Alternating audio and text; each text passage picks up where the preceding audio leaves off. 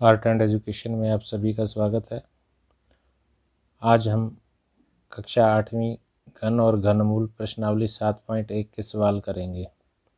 पहला सवाल है, निम्नलिखित संख्याओं में से कौन सी संख्याएं पूर्ण घन नहीं है?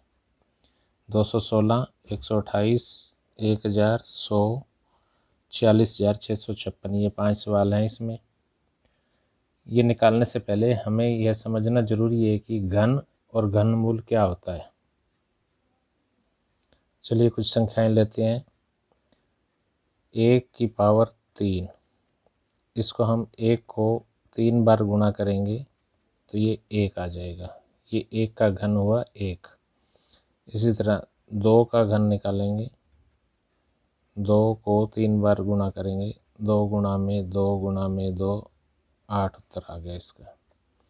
इसी तरह 3 का घन निकालेंगे, 3 को 3 बार गुणा करेंगे, 3 3 9 3 27।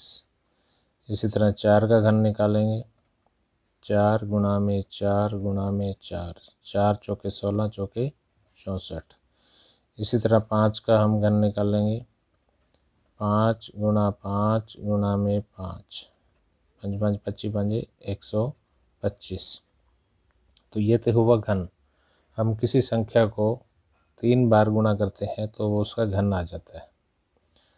तो घनमूल क्या होता है? घनमूल इसी का विपरीत है। अब हमने 125 का घनमूल निकालना है तो 125 के पहले हम अभाज्य गुणनखंड करेंगे। वो मैं आपको वर्गमूल की प्रश्नावली में करवा चुका हूँ। 125 के अभाज्य गुणनखंड होंगे 5 दूनी 10, 5 पंजे 25, फिर 5 पे गया 5 पंजे 25, 5 एकम 5। तो 125 के अभाज्य गुणनखंड हो गए 5 गुणा में 5 गुणा में 5। तो इसमें हम क्या करेंगे, इन 3 टुकड़ों में से एक टुकड़ा ले लेंगे तो 125 का घनमूल आ गया 5। इसी तरह हम 27 का घनमूल लेंगे, 27 के टुकड़े बनेंगे 3 गुणा में 3 गुणा में 3, और इन 3 में से एक टुकड़ा ले लेंगे तो 27 का घनमूल आ गया 3। वर्गमूल में हम 2 टुकड़ों में से एक टुकड़ा लेते थे और घनमूल में हम 3 टुकड़ों में से एक टुकड़ा लेंगे। तो चलिए अब पहला सवाल करते हैं।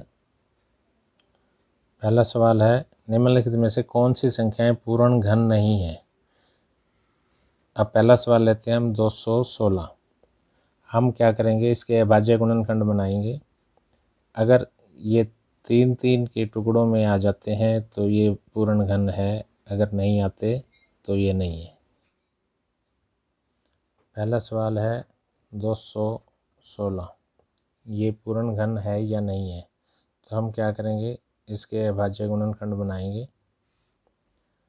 पीछे सम संख्या है, 2 पे जाएगा ये, 2 एकम 2, यहाँ 2 से कम है तो 0 आ जाएगा, 2 8 16। फिर 2 पे जाएगा, 2 पंजे 10, 2 चौके 8। फिर सम संख्या है, पीछे 2 पे जाएगा, 27 दूनी 54। अब पीछे विषम संख्या है तो 3 पे जाएगा, 3 में 27, 3 3 9, 3 एकम 3। अब ये देखिए 216 के अभाज्य गुणनखंड हो गए, 2 गुणा में 2 गुणा में 2, 3 गुणा में 3 गुणा में 3। अब ये देखिए 3 3 के समूह में है ये।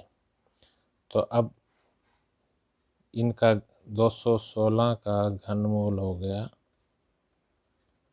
2 गुणा में 3। इन दोनों में से एक एक अंक ले लेंगे हम, 2 3 6 आंसर आ गया। अब दूसरा सवाल लेते हैं। दूसरा सवाल है 128। 128 के अभाज्य गुणनखंड बनाएंगे, 2 छिके 12, 2 चौके 8, 2 3 6, 2 दूनी 4, 2 पे 16 दूनी 32, 2 8 16, 2 चौके 8, 2 दूनी 4, 2 एकम 2।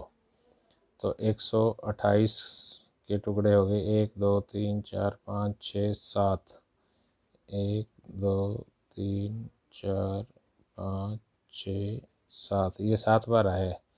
3 3 के समूह में नहीं है ये, 1 2 फालतू है, तो इसलिए यह पूर्ण घन नहीं है।